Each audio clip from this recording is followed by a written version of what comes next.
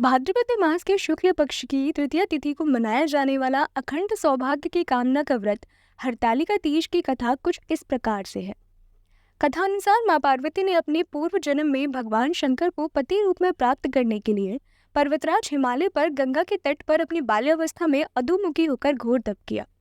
इस दौरान उन्होंने अन्न का सेवन नहीं किया, कई अवधि तक सूखे पत्ते चबाकर काटी और फिर कई वर्षों तक उन्होंने केवल हवा पीकर ही व्यतीत किया। माता पार्वती की इस अवस्था को देखकर उनके पिता अत्यंत दुखी थे। इसी दौरान एक दिन महर्षि नारद भगवान विष्णु की ओर से पार्वती के विवाह का प्रस्ताव लेकर मां पार्वती के पिता के पास पहुंचे, जिसे उन्होंने सहर्षि स्वीकार कर लिया। पिता ने जब मां पार्वती को उनके विवाह की बात बतलाई तो वह बहुत दुखी हो गई और जोर जोर से विलाप करने लगी। फिर एक सखी के पूछने पर माता ने उसे बताया कि वह ये कठोर व्रत भगवान शिव को पति रूप में प्राप्त करने के लिए कर रही है, जबकि उनके पिता उनका विवाह विष्णु से कराना चाहते हैं। तब सहेली की सलाह पर माता पार्वती ने घने वन में चली गई और वहां एक गुफा में जाकर भगवान शिव की आराधना में लीन हो गई।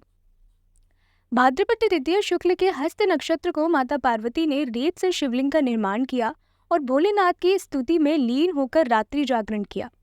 तब माता की इस कठोर तपस्या से प्रसन्न होकर भगवान शिव ने उन्हें दर्शन दिया और माता की इच्छा अनुसार उनको अपनी पत्नी के रूप में स्वीकार कर लिया। मान्यता है कि इस दिन जो महिलाएं विधि विधान पूर्वक और पूर्ण निष्ठा से इस व्रत को करती हैं, वह अपने मन के अनुरूप पति को प्राप्त करती हैं।